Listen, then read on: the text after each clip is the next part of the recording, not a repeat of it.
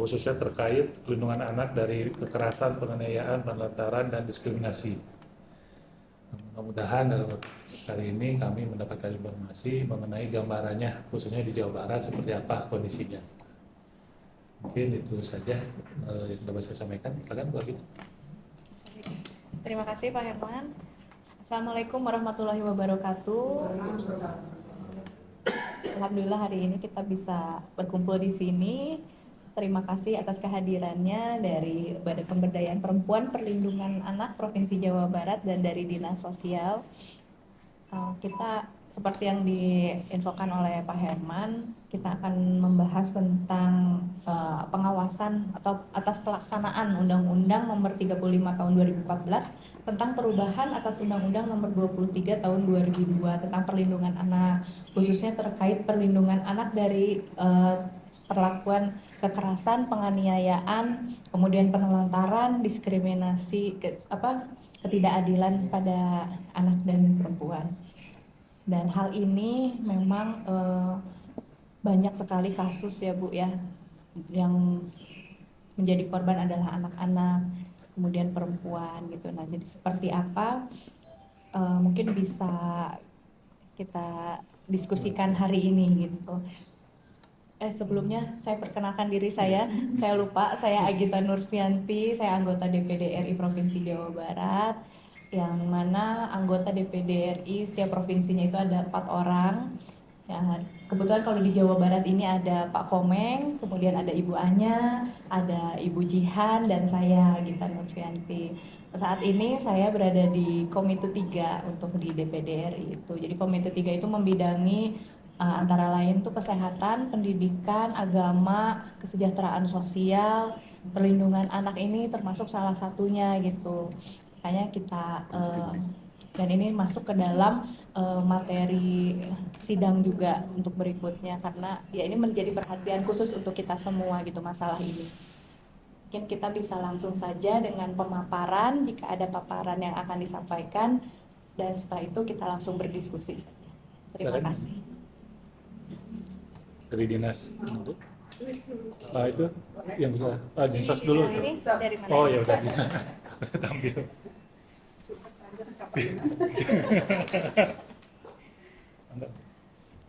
Baik, terima kasih. Terima kasih. Bismillahirrahmanirrahim. Assalamualaikum warahmatullahi wabarakatuh. Waalaikumsalam. Yang terhormat Ibu Agita, Bapak Herman, Pak Anjar, serta Bapak dan Ibu yang hadir di sini, mungkin tidak bisa disebutkan satu-satu. Izin saya akan menyampaikan paparan sesuai dengan apa yang diminta oleh DPD di sini. Namun sebelumnya permohonan maaf dari kami Bu, karena pimpinan kami kebetulan sekarang itu ada rapat di Kementerian Sosial terkait dengan sekolah rakyat. Oh ya. Sekolah rakyat. Ya, jadi mewakilkan kepada saya dan beserta teman-teman. Sebelumnya perkenalkan, saya Haryani sebagai pekerja sosial Ahmadiyah, ditempatkan di bidang rehabilitasi sosial di Dinas Sosial Provinsi Jawa Barat. Sebelah kiri saya ada Ibu Citra sebagai pekerja sosial ahli pertama di Dinas Sosial bidang Resos juga. Sebelah kanan saya penanggung jawab Satpol Geria Ramah Anak yang ada di Cibuluit, UPTD-nya yang di Subang. Ya, terus kemudian di sebelahnya adalah ada ketua tim anak dan lansia terlantar Bu Baby yang ada di bidang rehabilitasi sosial. Sekarang karena penyederhanaan jadi ada sebagai Peksos ahli muda. Sebelahnya Peksos ahli pertama juga Ibu Syakila. Maaf, Ibu Syakila. Maaf kami rombongan karena supaya pembahasannya lebih ya. Oh iya, satu lagi Bapak Hendra, karena kami perlu dokumentasi untuk PR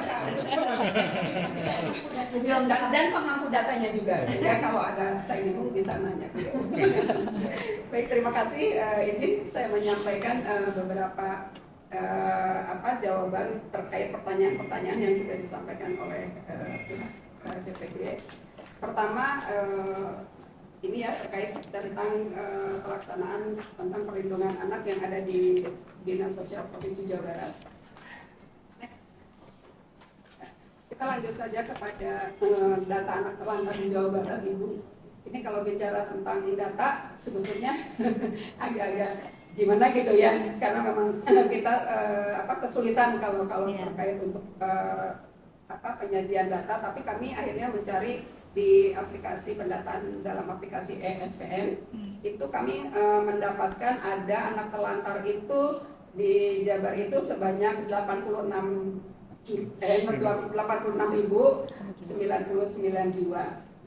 Sementara untuk yang terfasilitasi dalam panti di kami, di panti pemerintahan di Dinsos khususnya, itu ada 820 jiwa. Nah ini, terus kemudian kalau yang anak terlantar tadi itu yang pelayanan di luar panti ya Bu ya, otomatis. Kalau yang dalam panti itu 820 jiwa. Dan yang terfasilitasi di dalam panti swasta itu ada 74.240 jiwa. Kemudian yang untuk anak jalanan, nah ini kami belum update, ini data agregat kami Bu pada tahun 2021, ini pun kami berupaya, tapi ya kembali kepada kabupaten kota, ya sudah kami mendapatkan ada 2.941 jiwa. Nah ini update terakhir tahun 2021. Nah, kemudian berikutnya adalah data terkait LKS anak di Jawa Barat. Ini kami yang sudah kami sampaikan bahwa sebelum ada Permensos baru bahwa setiap LKS itu harus terdaftar di provinsi ya Bu ya. Nah sebelumnya sudah ada yang terdaftar LKS anak di Dinsos Jabar itu adalah 1.197 LKS. Kemudian yang menangani LKS anak, karena LKS ini ada beberapa, juga ada di ODGJ, ada sebagainya, dan di LKS anak dalam pantinya itu ada 407 unit. Kemudian 6 unit ada di pemerintahan Provinsi Jawa Barat, yaitu khususnya ada di Dinas Sosial, termasuk satpal-satpalnya yang tadi UPTD-nya ada di Subang. Satpalnya itu ada di Satpal Ciumbuluit, Batu Nunggal, Garut, Bogor, Subang UPTD-nya. Terus kemudian satu lagi ada di PSBK, bukan satpol sih, tapi ada anak-anak karena di Panti Sosial Bina Karya yang GPI khususnya itu adalah keluarga, di mana di dalamnya ada anak-anak yang kami layani juga. Itu Bu. Kemudian ini terkait informasi terkait UPTD dan satpol, bahwa kami pun mempunyai 8 UPTD dan 15 satpol sekarang. Itu tadi khususnya untuk anak ada UPTD pelayanan Pusat Pelayanan Sosial Geria Ramah Anak, UPTD-nya ada di Subang, dan tadi satpolnya ada di Ciumbuluit, Jaya Tabalita ada di Batu Nunggal, kemudian di Bogor, Bogornya ya, Cibalgaru, dan kemudian ada di Garut. Ini khusus untuk satpol ini, justru bukan Garut. Dan untuk tadi yang di PSBK itu ada di Cisarua. Nah ini terkait pertanyaan apa saja yang diberikan di dalam panti. Tentu saja Dinsos itu sesuai dengan Permensos nomor 9 tahun 2018 bahwa terpenuhinya kebutuhan dasar. Jadi itu sebagai SPM kami ambil pemenuhan kebutuhan dasar di dalam panti. Itu tadi ada beberapa, yaitu terkait khusus untuk anak terlantar itu kami ada pengasuhan, kemudian ada pelayanan reunifikasi keluarga, dan ada akses layanan pengasuhan kepada keluarga pengganti, identik dengan pengangkatan anak gitu Bu. Itu khusus untuk standar atau kebutuhan dasar pelayanan kepada anak. Kami kan kalau lansia misalnya tidak ada pengasuhan. Terus kemudian ada juga untuk remaja gitu. Nah ini khusus untuk anak.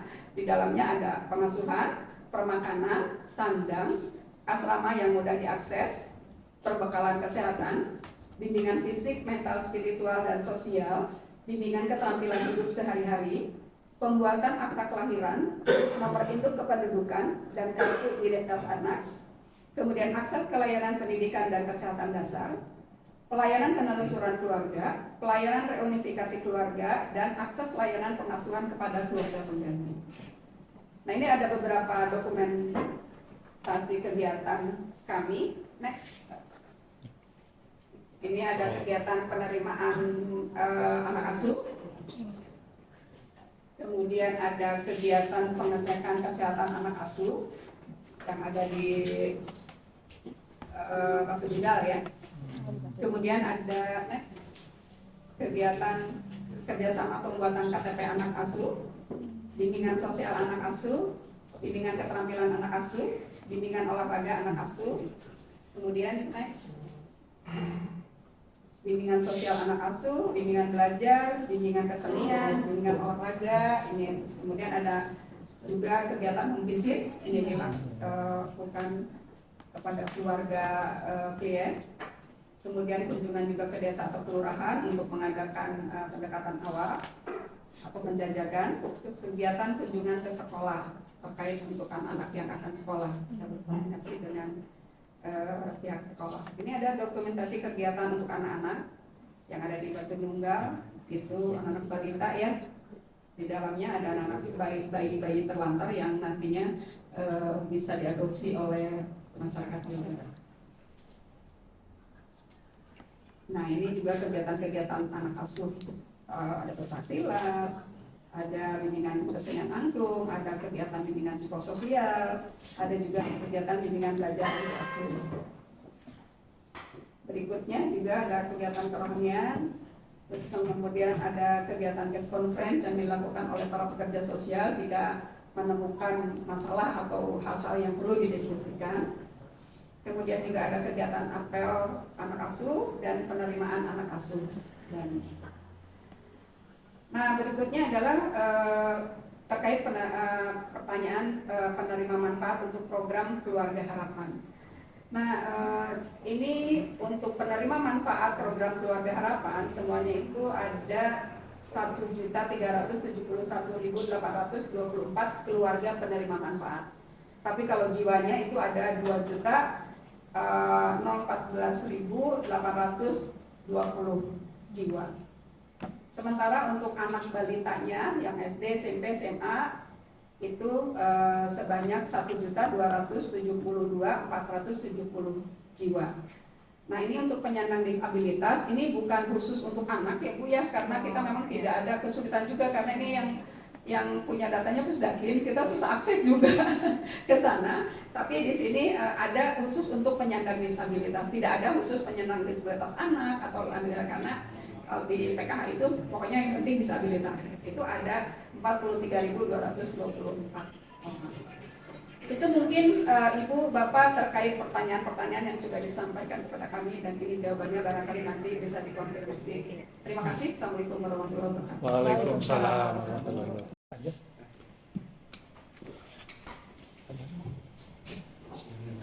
Assalamualaikum warahmatullahi wabarakatuh. Waalaikumsalam. Selamat Bu Agita, selaku anggota DPD RI, juga Pak Herman, Kepala Kantor DPD RI untuk Provinsi Jawa Barat, rekan-rekan dari Dinas Sosial. Perkenalkan, saya Anjay Sidiak dari DP3 AKB Provinsi Jawa Barat. Tadi Ibu menyebutnya badan ya Bu ya. Dulu itu memang kami itu badan karena tugas fungsinya itu lebih kepada ranah kebijakan gitu, koordinasi. Namun seiring dengan tahun baru kami menjadi dinas, jadi ada kegiatan teknis gitu ya, layanan yang dilakukan oleh dinas kami, salah satunya seiring dengan kemudian dibentuknya UPTD PPA. Ini Bu Utami sebelah saya sebagai kepala UPTD PPA yang menyelenggarakan layanan untuk pendampingan korban-korban kekerasan baik itu perempuan maupun anak.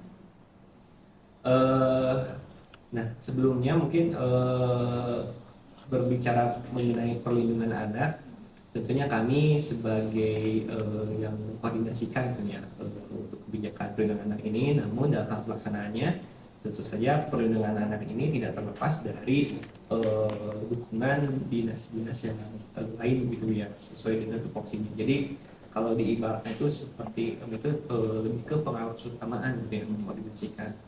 Karena ketika berbicara perlindungan anak, kaitannya dengan pendidikan, kesehatan, pekerjaan anak dengan dinas tenaga kerja dan lain sebagainya, sehingga itu yang menjadi tantangan tersendiri gitu ya bagi kami untuk bisa mengkoordinasikan dinas-dinas. Sementara memang walaupun ini mungkin tantangan yang klasik begitu ya, koordinasi, tapi ternyata memang dinas-dinas yang lain juga mempunyai target-targetnya tersendiri, sehingga ini juga menjadi kesulitan kami.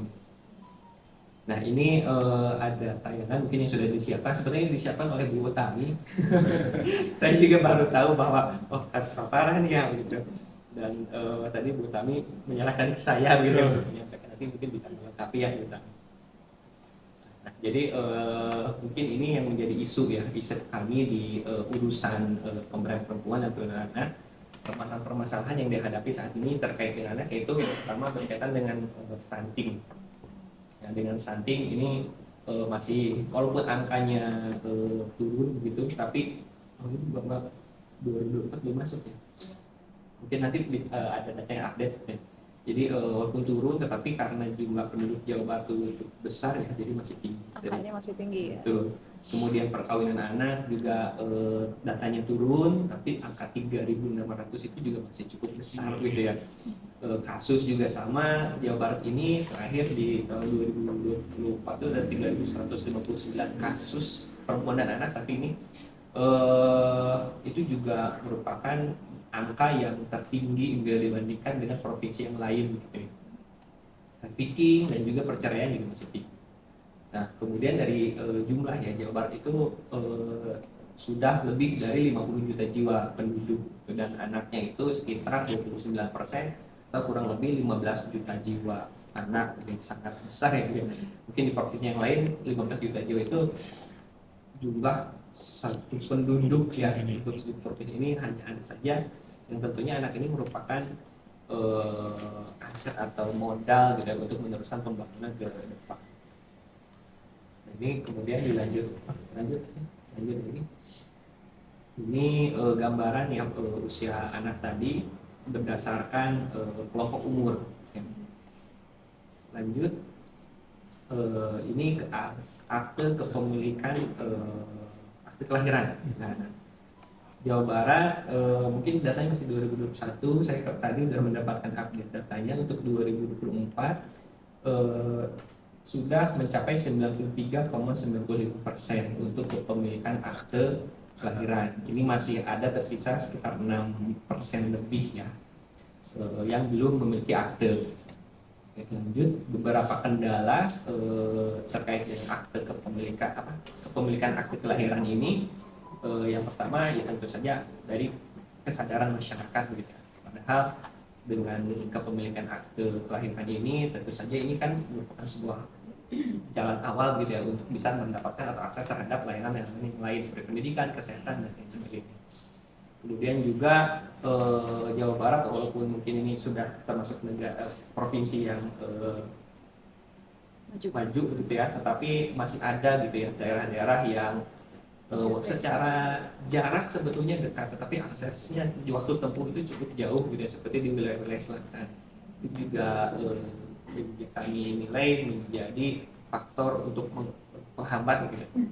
Dari sisi administrasi, salah satunya yaitu banyak masih terjadi pernikahan yang belum tercatat, seperti pernikahan siri gitu, dan sebagainya, yang sebetulnya dari Dinas Kependudukan atau Pencatatan Sipil itu walaupun pernikahan itu belum terdaftar gitu ya, tapi untuk hak anak mendapatkan akte kepemilikan, akte kelahiran itu tidak dibatasi sebetulnya. Jadi akte itu sekarang bisa nama ibunya saja gitu, tanpa seorang ayah gitu. Kalau siri berarti ibunya aja. Ya, anak dari seorang ibu gitu ya. Kan sekarang tuh mungkin ada juga ya seperti ya ibu yang kehamilannya tidak diinginkan misalnya, atau korban kekerasan seksual, itu sudah bisa. Nah, itu mungkin yang belum tersosialisasi. Jadi itu yang menjadi hambatan juga ketika untuk mendaftarkan anaknya yang memiliki akte kelahiran. Ya, lanjut. Dan beberapa upaya gitu dari pemerintah daerah, yang pertama itu untuk jemput bola gitu, mobile keliling menyelenggarakan layanan-layanan di daerah-daerah, masuk terakhir itu ada kerjasama dari Disdukcapil di Kabupaten Kota di Jawa Barat dengan layanan-layanan fasilitas kesehatan.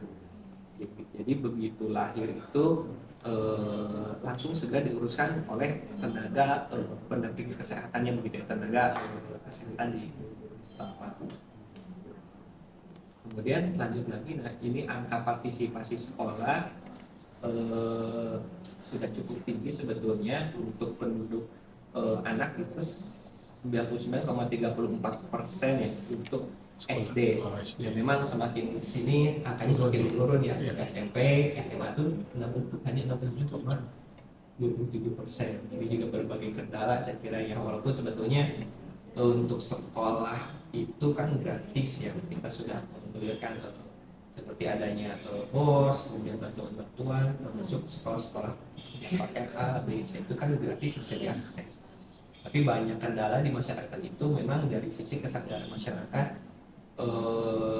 Ya kendalanya seperti faktor sosial budaya, kemudian juga ingin segera menikahkan dengan alasan untuk meringankan ekonomi keluarga gitu. Padahal dengan menikahkan itu sebetulnya akan muncul permasalahan-permasalahan yang baru gitu ya, yang bukan menyelesaikan terus gitu ya, masalah. jadi. Nah, itulah kemudian siklusnya kan berulang dari kemiskinan itu terus berulang. Ya lanjut. Terus. Nah ini gambarannya. Ini sebuah survei nasional pengalaman hidup anak dan remajanya 2024. Tapi ini datanya data nasional. Gambarannya bahwa sudah sangat miris ya.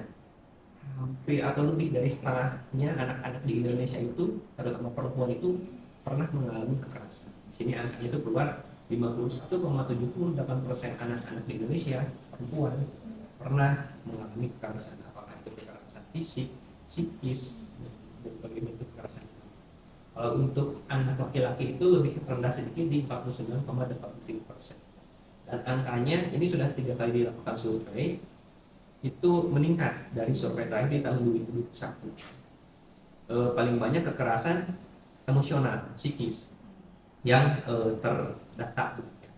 Tapi kemudian dilanjut, walaupun secara survei itu kekerasan psikis, tetapi yang terlaporkan itu lebih banyak kekerasan seksual. Jadi lebih masih banyak gitu yang menganggap kekerasan psikis ini bukan sebuah bentuk kekerasan gitu ya, menormalisasi gitu ya, sebuah kekerasan atau pengasuhan dengan menggunakan aktivitas kekerasan gitu, itu masih terjadi gitu, dan itu masih PR gitu bagi kita untuk menggunakan bagaimana cara pengasuhan atau disiplin positif. Kalau tadi itu angka survei, nah ini kasus kekerasan yang terlaporkan untuk anak di tahun 2024 ini 1.900 ya, ada 1.939 sejauh barat gitu ya, dan 2023 itu 1.063, ini juga sama meningkat, dan dari tahun ke tahun tuh, dari 5 tahun terakhir itu memang terus meningkat kasus kekerasan itu. Ini sejalan dengan survei yang dilakukan dan pelaporan pun meningkat.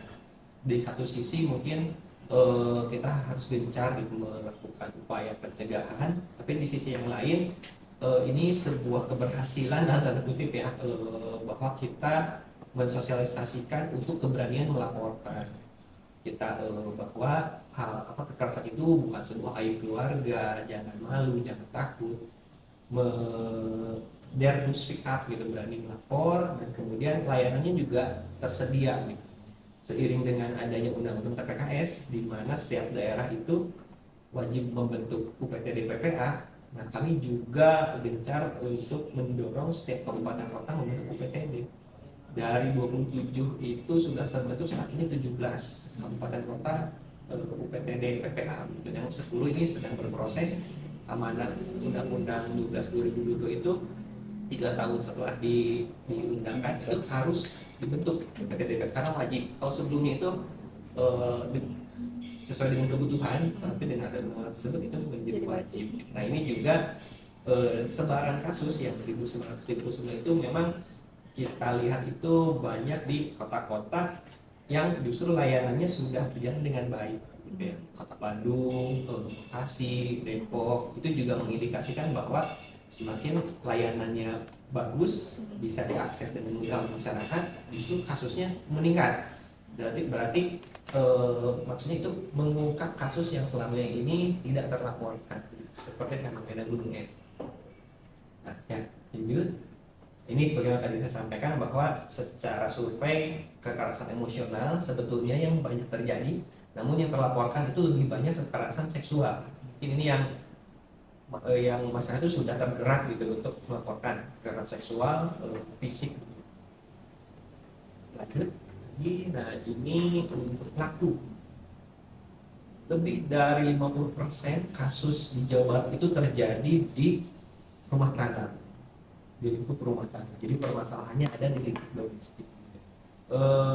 Dengan seperti itu berarti kita bisa menyimpulkan bahwa pelakunya berarti orang-orang terdekat, anggota keluarga, atau di sini terdapat laporan itu teman, keluarga, pacar, tetangga. Jadi ada di lingkungannya, gitu. Bukan orang lain gitu, orang asing gitu yang lewat, itu bisa orang terdekat.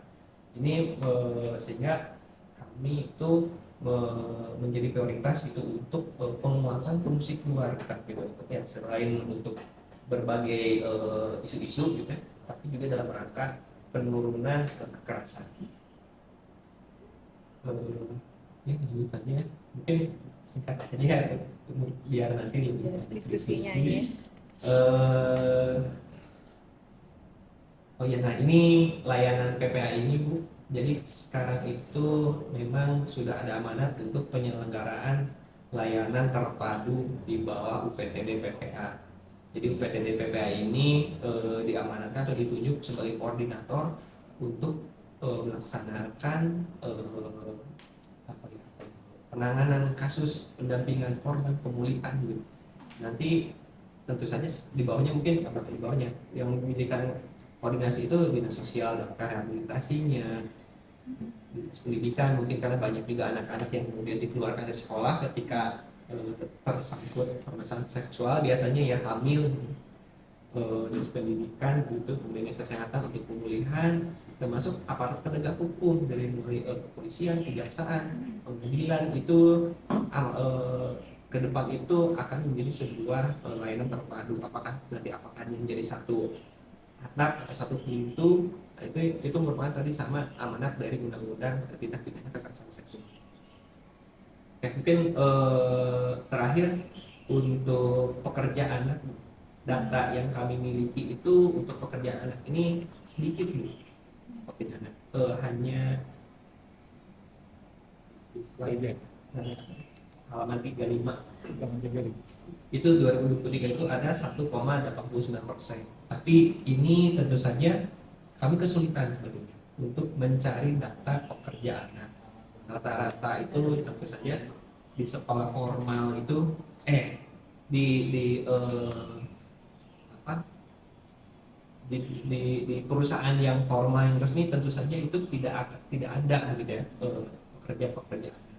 Ini banyaknya itu justru di pekerjaan-pekerjaan atau perusahaan yang non formal, industri rumahan gitu, itu juga yang sulit kami untuk mendapatkan datanya.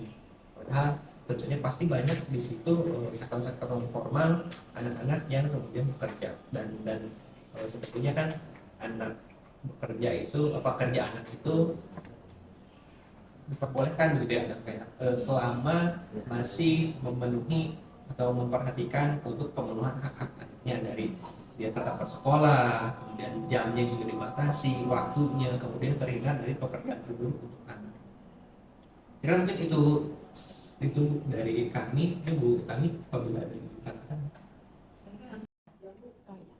Tapi sebelumnya mohon maaf Bu, kami dari tim UPTD PPA terlambat karena tadi juga saya sudah ke Buros, dinas sosial, kemudian juga kebetulan kami menangani korban perempuan disabilitas yang tadi kami minta ke Puskesmas untuk dilakukan pemeriksaan karena sudah memasuki 38 minggu, sebentar lagi melahirkan.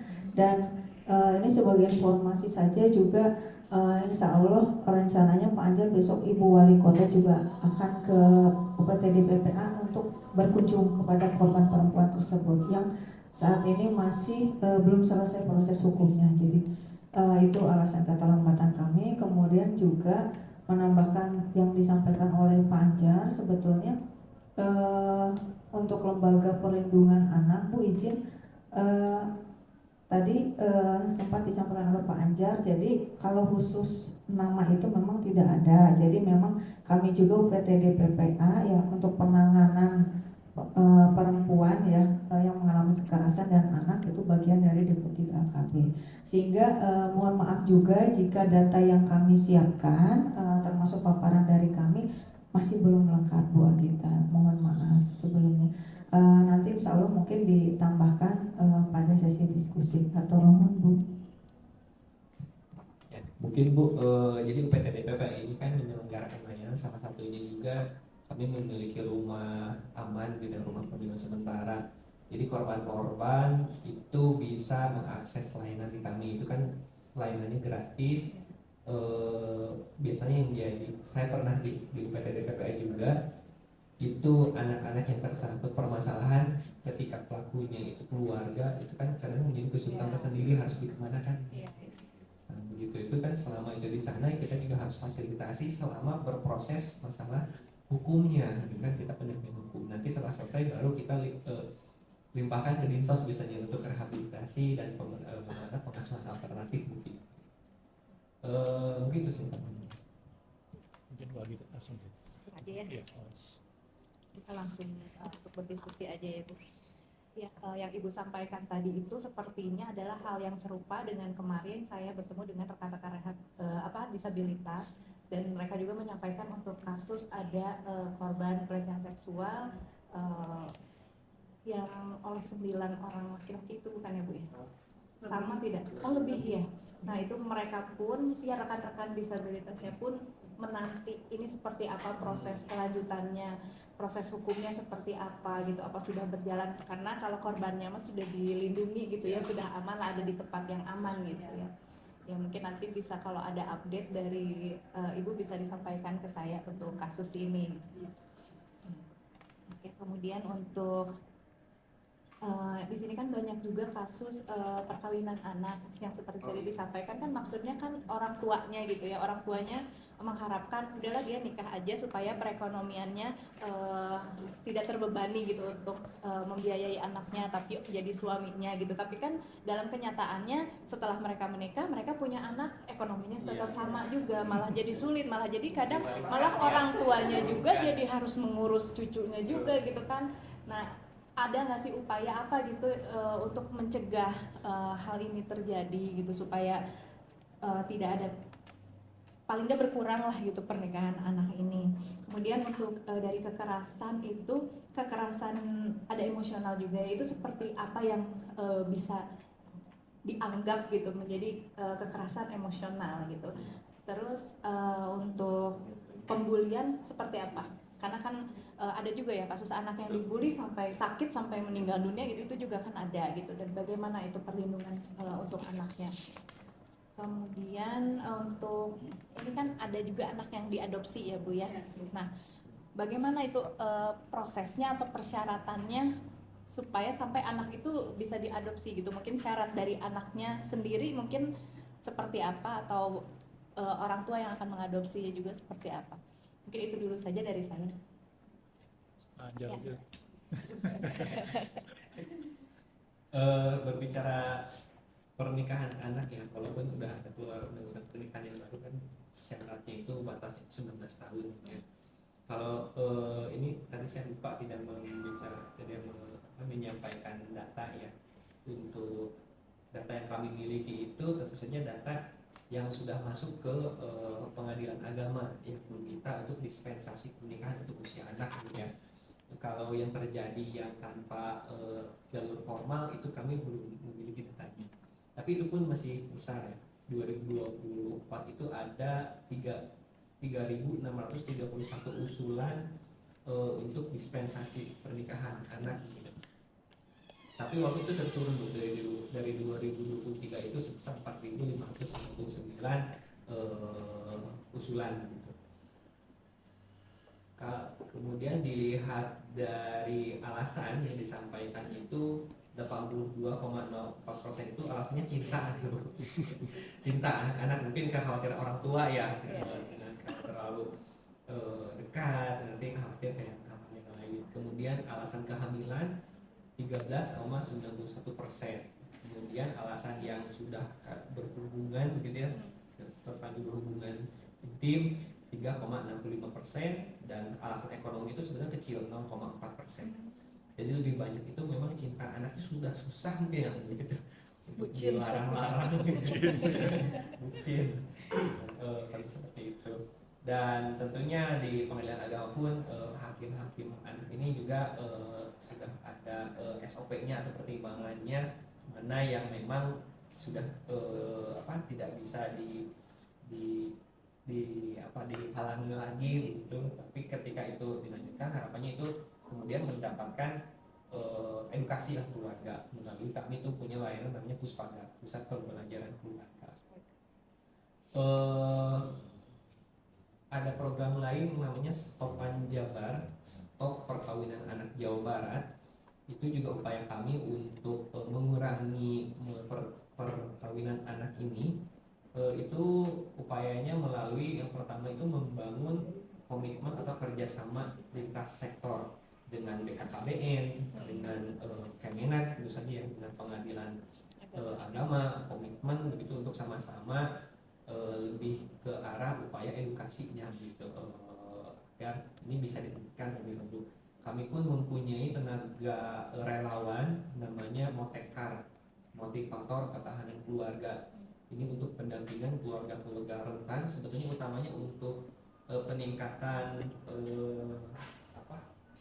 penguatan keluarga gitu. Tapi ketika di lapangan ditemukan ada indikasi keinginan dari ada arah-arah menikahkan anak, ini Motekar ini akan turun juga untuk kemudian memberikan edukasi, karena memberikan gambaran begitu permasalahan atau sebetulnya apa saja sih yang akan dihadapi oleh pasangan anak ini gitu, tantangannya apa gitu, yang itu juga harus menjadi pertimbangan bagi calon yang akan melakukan pernikahan ini, calon mempelai. Kemudian kami sudah memiliki RAD juga, rencana aksi daerah untuk pencegahan penanganan perkawinan anak, dan tentu saja sosialisasi Stopan Jabar ini dilakukan dimulai dari sekolah, kemudian ke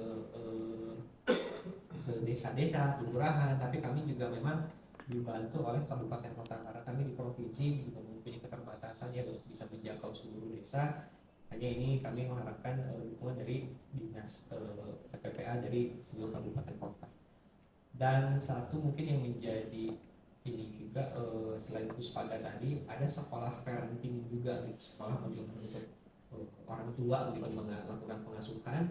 Ini baru ada di Kabupaten Bandung dan Kabupaten Sukabumi. Ini yang diinisiasi oleh pemerintah daerah setempat. Itu terkait dengan perkawinan anak. Kemudian untuk kekerasan emosional, psikis, nanti banyak Bu Utami mungkin ya. Kalau kekerasan emosional ini kan seperti kalau kekerasan fisik itu sudah jelas ya, terlihat dampaknya luka gitu, lebam atau biru-biru, dan bisa dilihat langsung dengan mata. Nah, kekerasan psikis ini yang kemudian tidak mudah teridentifikasi. Mungkin ini tidak jauh beda dengan bully sebetulnya, karena banyak bully juga yang mengejek begitu ya, mental. Dan kita tuh mungkin biasanya banyak terjadi anak-anak, harusnya orang tua yang lebih awal untuk mengidentifikasikan. Biasanya ada perubahan di perilaku atau sikap, dia menjadi murung, malas sekolah misalnya, malas makan. Dan memang betul Bu, ada beberapa kejadian dari bully yang kemudian terdampak begitu ya, ada penyakit misalnya, dan itu akan memperburuk atau memperparah kondisi dari kesehatan si anaknya gitu. Yang lainnya mungkin dampaknya seperti prestasi sekolahnya menurun, dia kemudian menjadi antisosial, gitu, malas bersosialisasi. Itu yang harus diwaspadai. Ini menjadi sebuah kekerasan karena memang tadi dampaknya juga tidak kalah berbahaya dari kekerasan fisik gitu. Justru malah bisa menjadi lebih berbahaya lagi gitu, karena ini ada juga yang kasus kemudian menjadi jadi mendorong gitu ya untuk menyakiti diri sendirinya gitu, atau bunuh diri lah gitu. Ya. Seperti diri juga banyak anak-anak yang kemudian bermasalah itu ingin pindah, tapi tanggapan dari pihak sekolah yang kadang-kadang responnya kurang gitu ya, kurang bagus begitu. Jadi udah orang tua bagaimana ini menegakkan keadilan, padahal kan ini juga sebuah bentuk kekerasan dan itu juga bisa dilaporkan. Tadi saya menyampaikan secara survei itu paling banyak terjadi, tetapi masih banyak yang belum dilaporkan. Dan satu sisi memang proses hukumnya agak sulit ya menurut kami ya.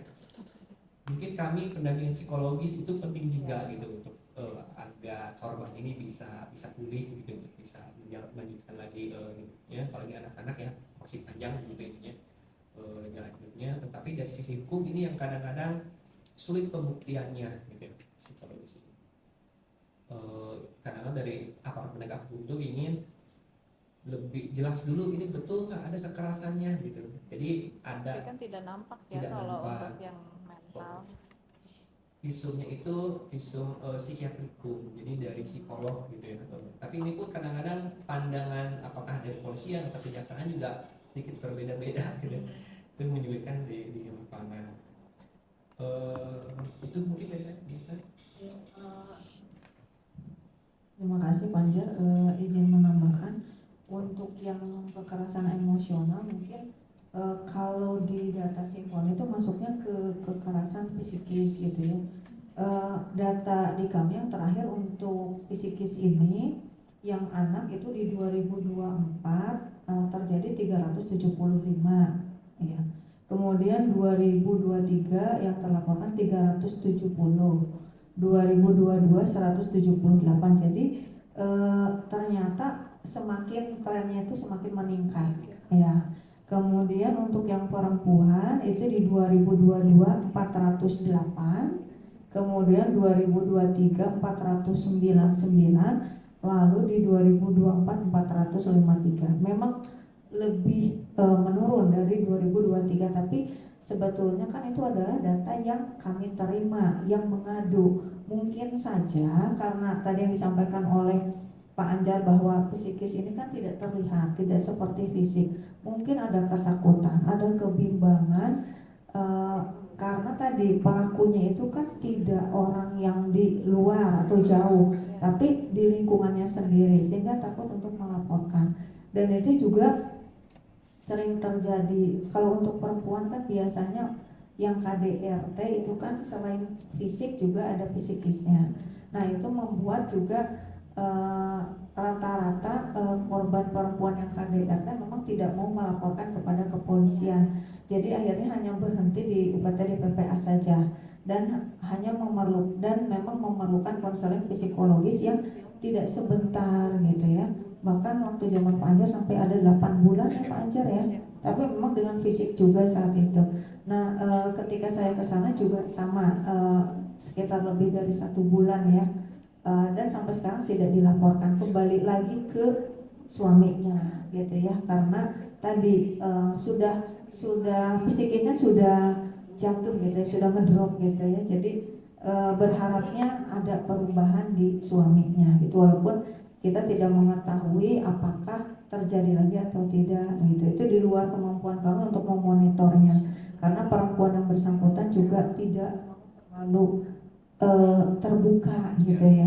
Kemudian untuk yang anak-anak juga sama, yang psikis ini bullying juga ada yang memang termasuk juga psikis gitu, tidak fisik dan sulit dibuktikan.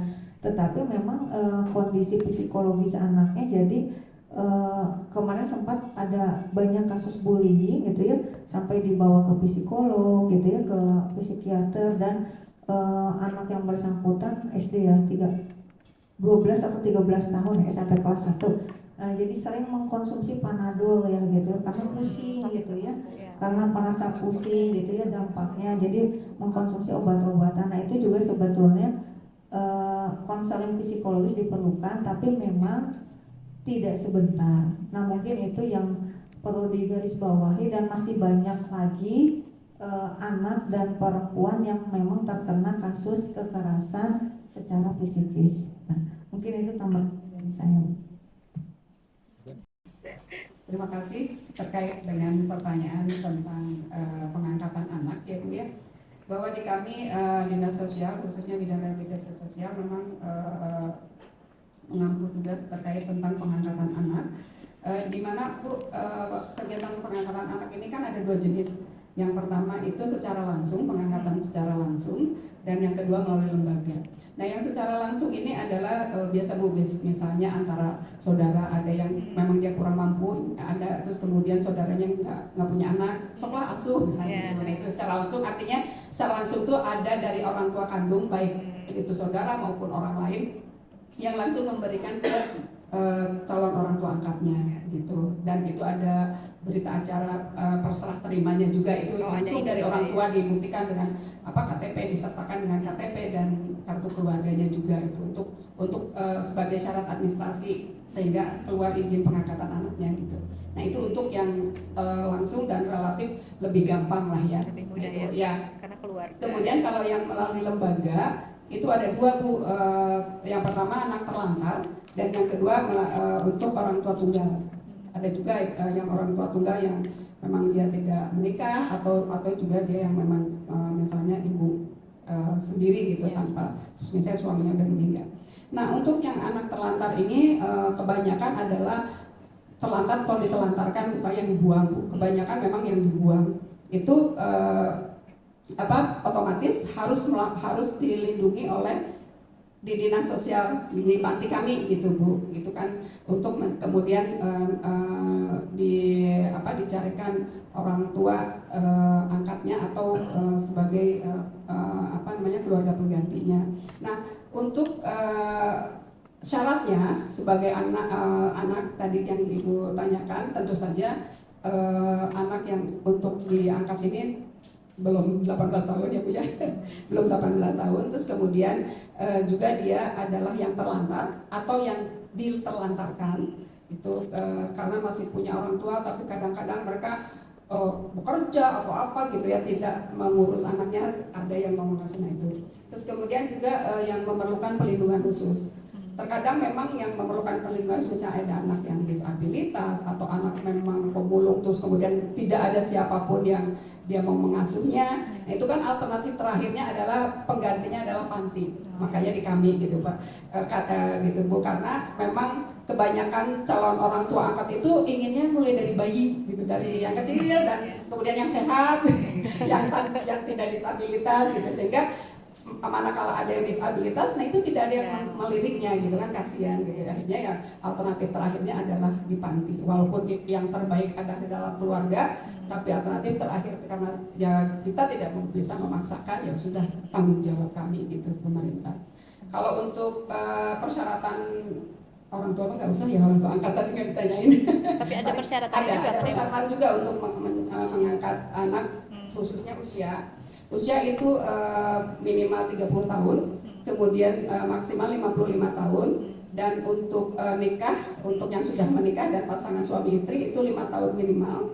Karena kalau baru menikah kita tidak izinkan, karena minimalnya 5 tahun gitu.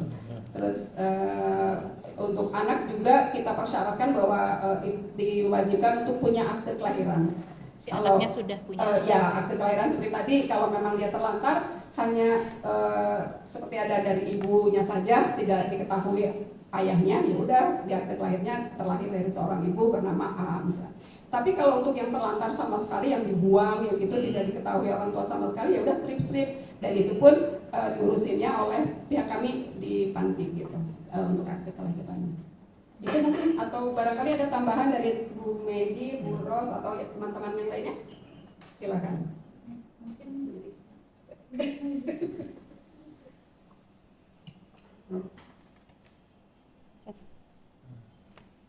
Ya, terima kasih Ibu Harani. Mungkin saya akan menyampaikan bahwa dalam persyaratan untuk pengangkatan anak itu ada beberapa surat permintaan dari calon orang tua angkat.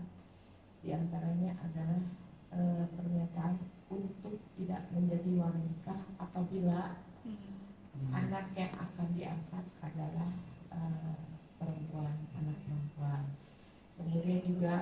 surat pernyataan untuk memberikan sepertiga harta hibah sifatnya bukan waris kepada anak-anaknya, untuk diketahui juga oleh keluarga dari pihak calon orang tua angkat suami, ayah ibunya, adik kakaknya, dan juga calon orang tua angkat dari keluarga istri, sehingga kita tidak mengharapkan ya ada sesuatu hal di kemudian hari perebutan harta gitu Bu, karena ada beberapa kasus yang sebelumnya seperti itu.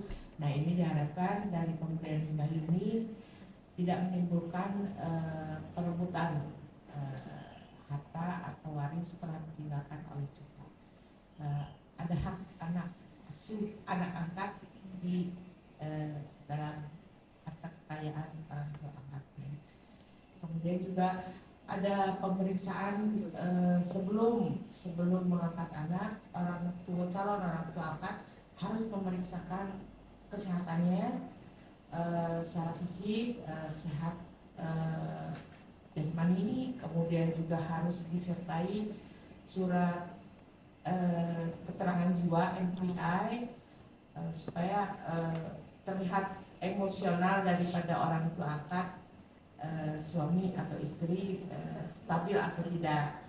Kemudian juga surat dari kandungan untuk orang tua angkat istri, dan juga urologi dari untuk calon orang tua angkat bahwa mereka cota ini betul-betul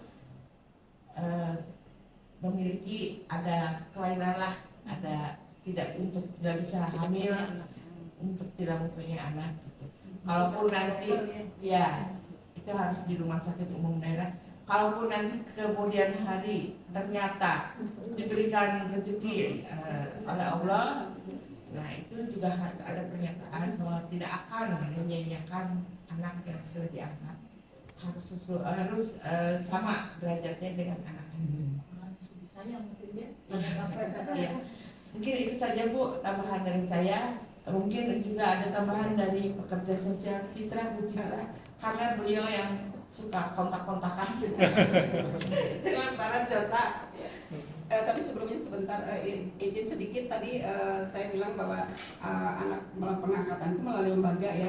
Lembaga itu Bu, jadi kita tidak sembarangan, tidak semua lembaga bisa mengadakan menyelenggarakan adopsi anak, tetapi harus seizin dari kementerian. Nah, di Jawa Barat ini ada dua, yaitu yayasan YPAD itu Yayasan Pembinaan Asuhan Anak Bunda, dan yang punya swasta, dan yang punya pemerintah yaitu tadi ada Geria Ramah Anak dan Balita yang ada di Batu Nunggal.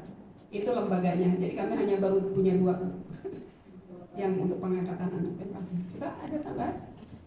Sedikit aja mungkin terkait permasalahan untuk proses pengangkatan anak ini, kan kalau sebetulnya di provinsi itu kewenangan kami itu memberikan izin pengangkatan anak untuk WNI, tapi sebetulnya anak di Jawa Barat juga boleh diadopsi oleh yang WNI, misalnya istrinya WNI, suaminya WNA, itu boleh dan sudah dilaksanakan. Tetapi memang lembaga yang tadi disebutkan Bunde di Jawa Barat itu belum ada kerjasamanya dengan yayasan di Jakarta namanya Sayap Ibu. Hanya memang untuk penyaluran anaknya kami dari LKS-nya memang sudah ada di Bandung, ada namanya Yayasan DUT, dan mereka sudah terbiasa yang menyalurkan anak Jawa Barat untuk diadopsi, untuk diasuh di sana gitu ya, di luar negeri, untuk nantinya masa depan mereka yang lebih baik.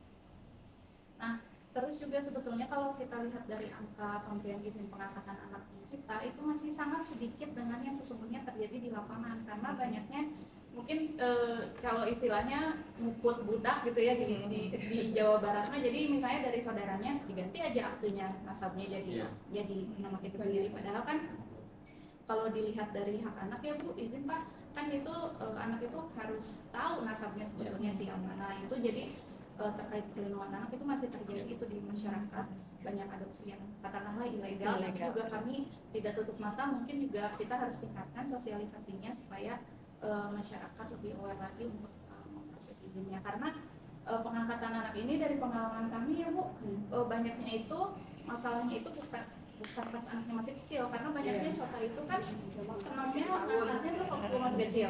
Ketika anaknya sudah besar, di prosesnya ilegal gitu ya, jadi nggak lucu anaknya gitu. Kayak tahun lalu kita ada kasus di Bekasi, orang tua angkatnya akhirnya menyatakan ini kamu itu anak angkat, udah kamu masukin aja panti gitu. Akhirnya dan itu terjadi gitu. Akhirnya anaknya diasuh di panti, ada di sentra Kemensos yang Jadi diserahkan ke panti. iya, karena mungkin cotanya sudah melihat anaknya bandel gitu. Itu masih Nggak sesuai harapan. Ada orang melucu ya. Iya, dia orang tuanya nggak sendiri. Itu Bu, mungkin PR kami juga untuk Mungkin lebih selektif dalam adopsi juga mungkin itu. Iya. Tapi kalau yang ilegal kan gimana ya Bisa pengawasannya juga ya?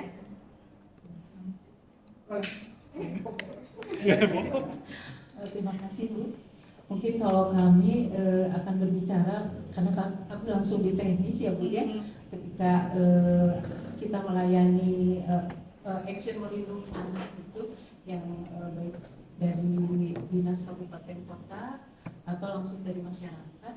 Nah tadi yang sudah Ibu bicarakan Ibu Medi dan Ibu Citra, itu juga oleh Pak Anjar. Tapi ketika di lapangan seperti tadi kan bagaimana mempermudah kita pembuatan di Dukcapil. Nah ketika kita menerima anak, kita kan melihat nih administrasi Dukcapilnya, karena ketika anak dilindungi di kami otomatis akan disekolahkan Bu. Nah kita berhubungan berkoordinasi dengan dinas pendidikan. Nah memang nggak seluruhnya sih ya Bu Vila ya, Vila sebagai pekerja sosial di kami juga ya Bu. Diketahuinya kadang-kadang oleh dinas pendidikan sendiri, Bu Ros kok ini datanya, ini kita telusuri. Kemarin juga terakhir kasus diketahui sudah umur 17 tahun si anak kelas 10 kalau tidak salah, mulai kelas 11. Rupanya si anak itu sampai usia 17 tahun baru tahu bahwa mamahnya yang meninggal itu, makanya dititipkan di panti, yang tadi kasus di panti yang utarakan. Nah memang terjadi, jadi dia itu meninggal mamahnya, ibunya karena sudah tidak ada ibunya, mohon maaf ayahnya menikah lagi, sama ayahnya dititipkan ke adik ibunya yang sudah meninggal. Nah kan sementara anaknya taunya mamahnya yang meninggal itu. Diperiksa sama kita administratif ke dinas pendidikan, pokoknya bukan itu malah kita telusuri Bu sampai 7 kali mungkin ada di kasus di Bandung Barat kita temukan, akhirnya alhamdulillah bertemu. Masih ada ibu itu. Bukan yang meninggal itu. Memang senang di satu pihak, di satu pihak kita juga miris ya Bu. Mohon maaf tidak bisa diinikan alamat dan sebagainya. Si ibu itu sampai sekarang sama orang tuanya dianggap punten gadis gitu. Saya belum punya gimana Bu Ros kalau anak ini dikembalikan ke orang tua sampai sekarang. Tadi Bapak itu tokoh masyarakat gitu kan. Kasus-kasus begitu. Jadi tadi menanggapi Bapak Anjar ketika bagaimana Dukcapil itu mempermudah supaya mungkin ketika di lapangan itu mungkin jarak jauh atau mungkin ketidaktahuan, kan itu hak sipil ya Bu ya untuk akte kelahiran. Tapi ketika dipermudah ya itu Bu. Jadi saya dengan tim pekerja sosial mendatangi Kabupaten Bandung Barat jawabannya itu kan Bu, bagaimana mohon maaf mungkin kalau ada didatangkan dari dinas catatan sipil apa gitu. Tapi saya pernah juga itu ada sahabat yang kenapa sih bisa terjadi akte kelahiran yang bodong, mohon maaf gitu. Ya kita kan tahunya ada dari kesehatan surat keterangan dokter kelahiran dari seorang ibu. Nah itu kalau gitu kan berarti akan mempermudah. Nah terjadi di perlindungan kami yang membaca satu-satu surat adminuk itu, tahu itu bukan orang tuanya. Kita kan telusuri, datang ke sana, terus sudah aja katanya ke kantor polisi untuk dilakukan apa nih visum gitu ya Bu ya, mungkin memerlukan anggaran biaya. Nah itu akhirnya ya sampai sekarang dianggap sudah ditemukan ya. Dan kita seperti memaksa dulu ke mamanya, itu anak kamu kata saya gitu ya. Kita aja yang orang lain begitu sayangnya gitu, pemerintah begitu sayangnya gitu. Tapi udah ya kemarin itu alhamdulillah ya kita agak gertak Bu. pokoknya kalau tidak diakui Desember ini mau diberikan langsung aja Pak. Ibu hebat kan. Saya bismillah aja Bu, tapi kan nggak mungkin begitu ya Bu ya. Tapi dia akhirnya, ya Bu, mana KTP aslinya dirubah aja Bu.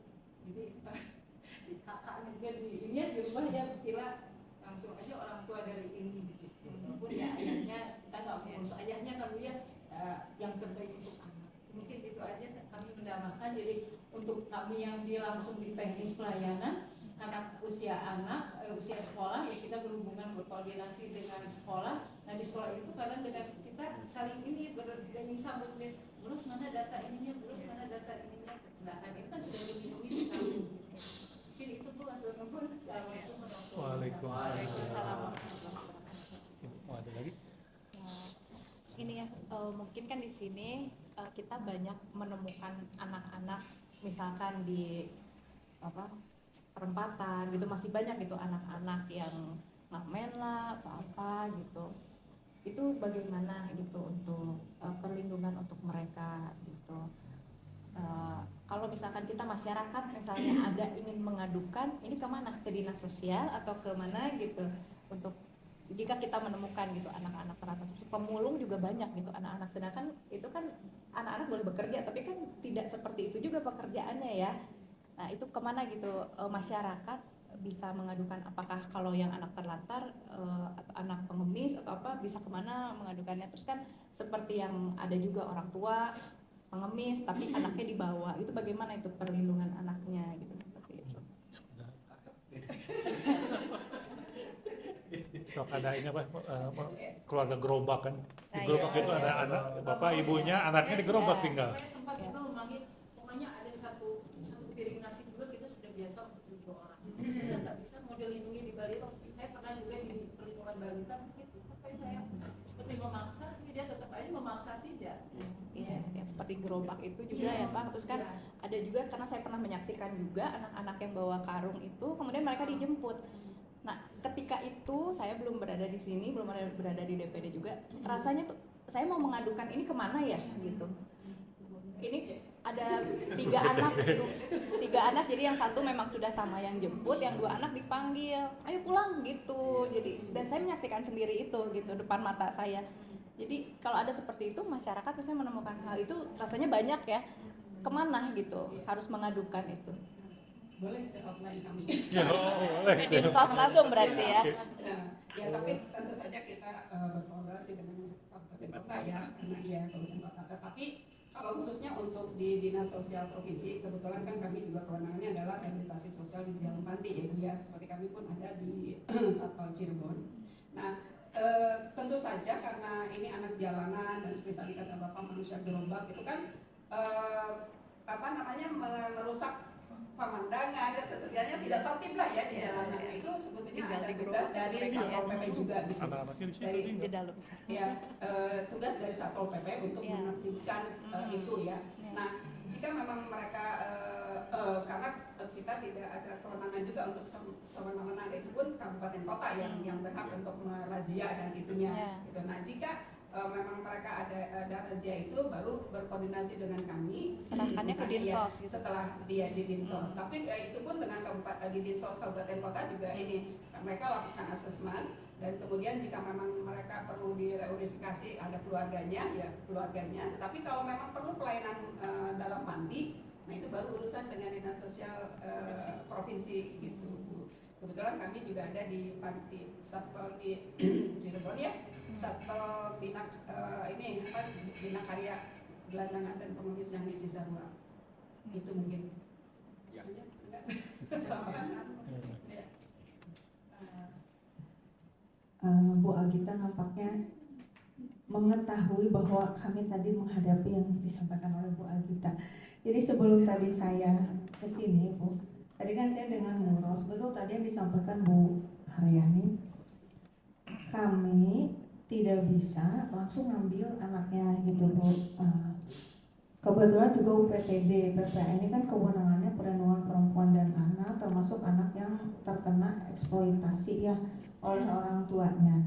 Nah, ini mungkin saya sekilas menyampaikan bahwasanya di kami ada 5 bulan ya, 2 anak laki-laki yang dieksploitasi oleh kedua orang tuanya, dan kedua orang tuanya diduga ODGJ.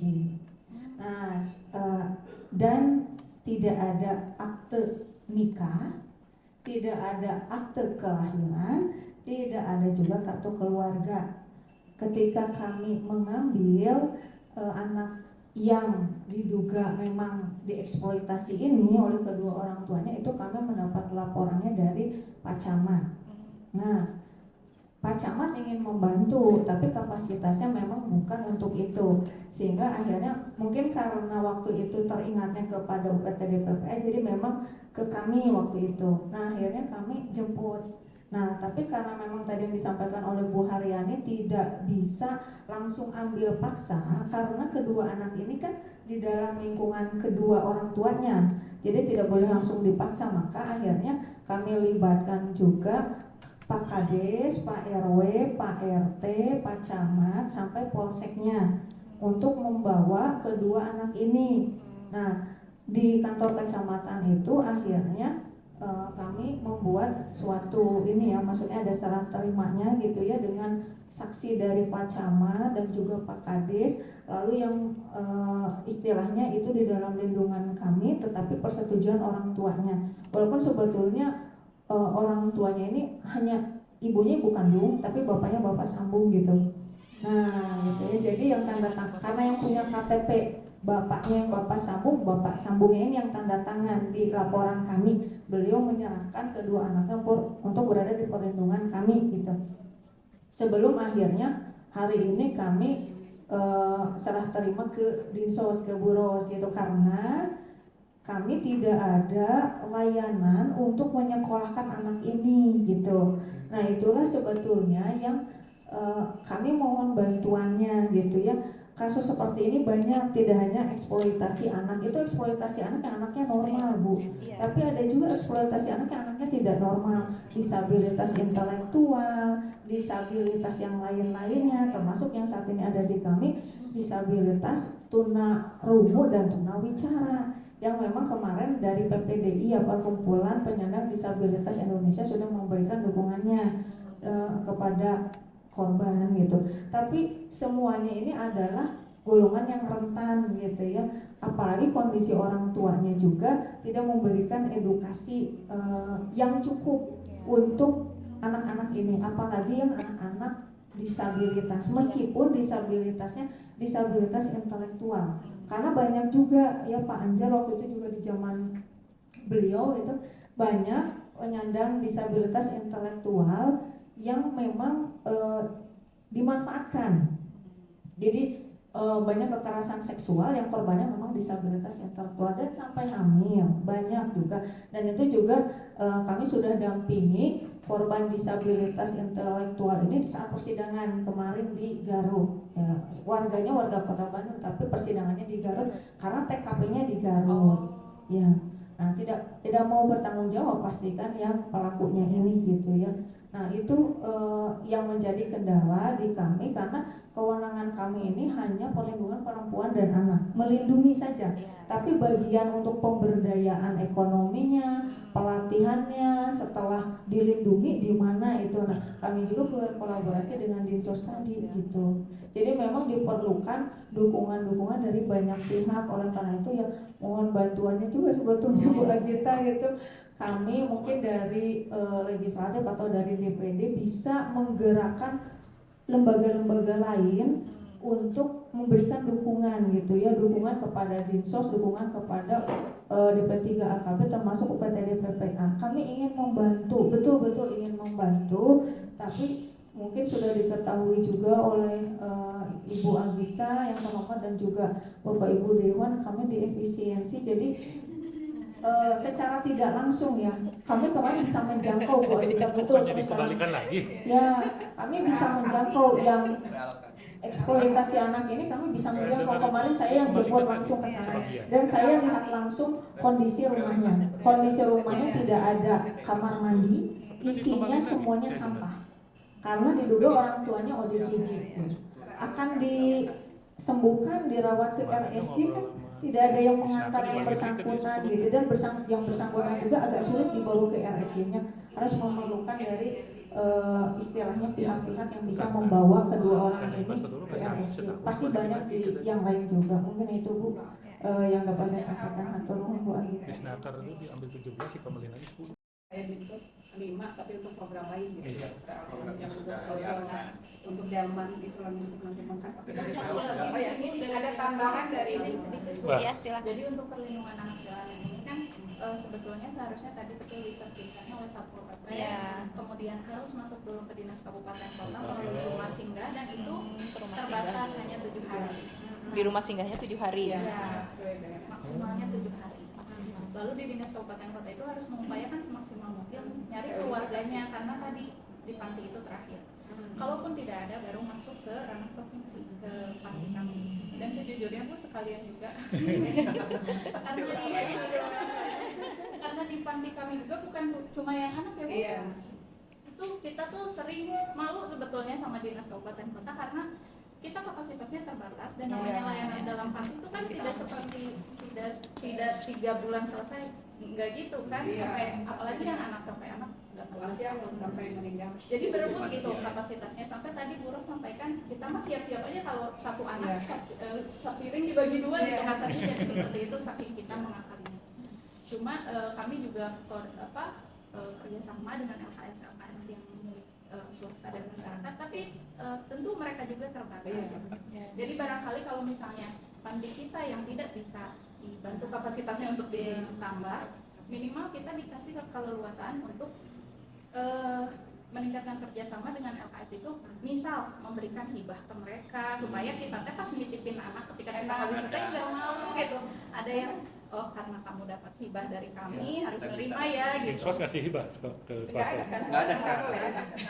Iya, di sama Nggak boleh. Pak KDM dinolin Bu. Bantuan semua. Iya, Kan iya. sebelumnya itu 47. Kalaupun ada, tetap infrastruktur. Infrastruktur, gitu. iya. Jadi fokusnya Ada pakai. Harus untuk Harusnya infrastruktur itu ya bangun panti. Iya. Terbanyak. Kan itu infrastruktur juga. Iya, harusnya ya. Betul. Iya. Kurang banget itu Bang. Karena kemarin Disabilitas, lansia khususnya, dan anak terlantar. Itu digabung atau gimana pantinya tuh? Ya, Digabung. beda-beda ya? masing-masing, Beda-beda. tetapi dengan kapasitas sedikit Lebih banyak terbatas. itunya daripada tempatnya Iya, ya. gitu. Jadi kami suka malu oleh kabupaten kota, katanya kewenangannya dalam panti, tapi tidak bisa menggantikan, jadi bingung. Iya, iya. Bu, ada satu lagi informasi. Kita kan di dinas sosial punya ini ya Bunda, perencana pekerja sosial, dan saya sendiri penanggung jawab di Geria Ramah Anak. Saya sebagai penyuluh sosial, sehingga di dinas sosial itu sebenarnya yang tadi diutarakan sama Pak Anja, kita sudah walaupun seperberapanya ke kabupaten kota Jawa Barat ada program bullying itu, karena ada bidang di Jamsos di KSN ya, ada namanya bencana alam, tentunya bencana sosial yang diantaranya itu, sehingga yang tadi bullying itu kita juga sudah kerjasama sama dinas pendidikan. Saya sendiri juga terlibat di dalamnya untuk memberikan penyuluhan kerjasama sama apa kalau ini guru BP gitu ya. Jadi lebih banyak tadi dengan ibu untuk ke perempuan, ini walaupun seperberapanya kita sudah menyentuh sedikit para penyuluh sosial yang bertugas di dinas sosial, itu memberikan penyuluhan tentang bullying. Jadi sampai ke istilahnya cuma ditoel aja, kalau beberapa kali kamu harus lapor. Oh gitu ya Bu ya, Bu mana lapornya? Kamu berada di mana dulu? Iya. Kalau misalnya di lingkungan kayak di pasar, itu harus benar, pokoknya kamu pelajar udah ditual, kayak sudah kita tidak mengenakan, cepat lapor. Gitu. Kalau di luar lapornya misalnya ke kantor, ada kelihatan kantor polisi, kantor pemerintahan, jangan malu mah, jangan takut-takut, sampai kita action caranya melaporkannya dicontohkan gitu Bu. Jadi alhamdulillah para fungsional kami juga sudah bekerja itu, walaupun ya sekarang lagi pusing juga ya Mbak. Jadi kelamaan kadang-kadang asal bisa beli minum, ayo siap ke Cianjur pakai motor, ayo gitu para fungsional gitu Bu. Jadi ya untuk punten dengan biaya sendiri gitu, asal sudah gajian aja ya. Nggak usah pakai kendaraan roda 4 karena mungkin harus tol biaya banyak, ya udah pakai motor juga. Yang penting bisa minum lah, nuhun bisa ngebasonya. Gitu aja mungkin Bu. Jadi ada program juga kami jadi membantu pemerintah itu ya, tugas kami memang di penyuluh sosial dan Penyuluhannya. itu nuhun. Ada lagi yang baik kan? Ibu ada? Sudah. Terima kasih, alhamdulillah sudah ini hampir 2 jam kita diskusi. Semangat jadi Pak. Betul, jadi ajang curhat ya Bu ya. Mungkin tadi terkait apa ya, curhatan dari dinas sosial, mungkin dari dinas perempuan, perempuan. Mungkin nanti bisa sampaikan Bu ya. Nanti kita ketemu dengan Pak Dedi. Ya, Nanti, memang rencananya kita tuh nanti mau ketemu dengan Pak Dedi, tapi setelah Lebaran. ya. Oh, Nah, Pak Dedi kan sekarang sibuk lagi di jalanan terus. Iya, kayaknya nggak ada di tempat. Iya, yang standby di Gunung Sate Pak Erwan aja. Oh, gitu. Lagi sama kondisinya kita pun di DPD pun kena efisiensi. Di kantor kami saja untuk operasional hanya 3 bulan. Iya, saya sebagai kepala kantor pusing ini. Setelah April Mei ke sana gimana? Oke. Iya Bu, dihabiskan di nol kan. Kami saja untuk perjalanan dinas keluar kota Bandung, misalnya ke Soreang, ke Garut, udah nggak ada sih. ya sama. Di nol kan, di nol kan habis gitu. Jadi kami tuh sebagai supporting sistem anggota untuk dampingin udah nggak bisa. Perjalanannya susah saja. Iya, Kurang maksimal kurang ya, Bu, maksimal tapi gitu. Ya, itu emang apalagi untuk itu problemnya gitu ya. apalagi untuk jemput atau Mungkin apa nanti- Layanan ya. sih, terutama Iya, layanan gitu. bukan di kantor harus Iya. jangkau. Apalagi kalau Harus untuk turun. dinas sosial mungkin perlu ditambah panti-panti kan Bu ya. Iya. Perlu banyak gitu. Nah, mungkin nanti itu satu. Untuk asesmen kan Iya. mungkin Kalau dari Ibu saya juga rencana tapi pesantren dari Kudusi. Kalau bisa Tapi- masukin 1 Bu, tadinya mau 2, nggak bisa. Tapi katanya dikembalikan, tapi sudah diprogram Bu. Jadi kemarin Untuk Pak apa? Kadisna, iya Pak Disnaker tuh kemarin Pak Wahyu juga sama tuh Disdik Ya. dikembalikan. Kan dia nggak sanggup kata Pak Wahyu. Saya suruh bangun SMA Ya. puluhan, kalau setahun sampai Desember nggak mungkin kata dia. Iya. Tender apa baru selesai itu Juli Iya. bangun. 6 bulan tuh nggak cukup. Iya. Kayaknya Resiko. kayaknya dikembalikan lagi ke dinas-dinas Bu, uangnya sisanya itu Bu Tapi, katanya. tapi realokasi karena Iya. di dinas sosial pun ada sekitar 5M, tapi untuk ini program yang Nah, H+7 yang itu Delta. dikembalikan tapi programnya ditentukan. Iya, kan belum tentu kebutuhannya Iya, untuk sama itu. gitu. Tidak ada yang secara teknis, kita kan ada di dinsos yang untuk untuk zaman dan bukan ojol. Akhirnya Baik, yang sisa 5,5 T itu yang Pak Dedi bilang itu katanya yang bisa diaplikasikan 1,5 T. Ya, kelas baru jalan ya. Iya. Juga Termasuk banyak tuh. yang mudah itu katanya ya beli beko, traktor itu baru beli bisa katanya sampai ratusan unit. Tapi kalau bangun gedung apa ya nggak bisa setahun. belum DED-nya juga. Iya Ya, gitu. persiapan. Betul. Persiapannya. Kan kalau politisi mungkin akhirnya gampang ada duitnya langsung ya gitu kan. Bisa gitu. Kalau pakai duitnya pribadinya Pak Dedi mungkin bisa itu. Kalau pakai APBD Kan prosedurnya lahannya ya. dulu. Iya, lahannya dulu udah ada Yang berhubungan Betul. dengan itu adalah Lelang apa gitu. Jadi sampai Desember tuh kata Pak Wahyu nggak sanggup deh ya. Paling hanya baru bangun gedung tuh hanya 50%-nya. Jadi multi years dia tuh dilanjutin ke tahun depan gitu. Iya betul. Kata Pak Wahyu tuh nggak sanggup tuh. sedangkan butuh itu Iya, pembangunan butuh. sekolah juga Ada sebetulnya alokasi butuh. itu beberapa Iya. kegiatan. Kegiatan. Nah, itu sama dengan kita di pusat pun alokasi buat makan gratis. Iya, buat makan Oh, gratis. iya betul. Makan gratis yang bisa. Iya, makan gratis buat Danantara Dan lain-lain. itu kita dipotong sampai 200 T itu. DPD pun kena Bu ya, kita tuh kena pemotongan hampir 500 miliar. Kira-kira DPD enggak Pak? Kalau Semua. DPR kan enggak ya? DPR kena juga DPR Bu, kena juga. DPR 2T, Oh, dua. 2T, kita DPD 500 miliar. Jadi semuanya terdampak lah kita ini. Semua. Nah, jadi kita di kantor saja. ya Zoom. Ya, terima kasih ya Bapak Ibu dari Dinas Sosial, dari Dinas Pemberdayaan Perempuan atas kehadirannya. Mohon kalau ada info-info terbaru bisa disampaikan ke Iya. kami, ke bawah kita. Atau mungkin dari dinas-dinas itu ada program-program Iya. yang perlu disesuaikan ke masyarakat. Iya. Nanti bawa kita juga bisa gitu Bisa. lewat Instagram, Facebook, Iya. gitu. Ya, bullying. iya itu bisa ya bawa kita ya. Iya, Nanti bisa. dibuatkan Instagramnya, ada program untuk sosialisasi ke masyarakat, gitu. Itu salah satu cara yang efektif dan murah kan itu tanpa biaya gitu. Kami pun beberapa semuanya sudah kerjasama ya. Iya, Dengan jasa jasa harja, ya. dengan apa untuk bayar pajak apa gitu. Program-program apa Program. gitu yang perlu disosialisasikan. Dari DPD siap membantu. Karena kan kita juga ada 4 anggota, walaupun saya di komite 3 sekarang, tapi kan yang lain juga sama bisa sosialisasikan itu juga gitu. Bisa bantu kita, Pak Ya. Komeng, Bu Jihan, Ya. gitu. Kemarin Boleh Bu, nanti di UPTD PPA kami juga sudah sebarkan itu Iya. IG-nya. Boleh. Iya, iya. Hanya mungkin kan ada yang tahu ada. Nah, Iya, itu. gitu. Mungkin kan kalau lebih banyak bisa lebih Iya. tersebar gitu. Mungkin itu saja Pak, Bu semuanya. Terima kasih atas kehadirannya. Wassalamualaikum warahmatullahi wabarakatuh. Waalaikumsalam. Kita foto. Ya, kita foto dulu Ya, dokumentasi. kalau ada program-program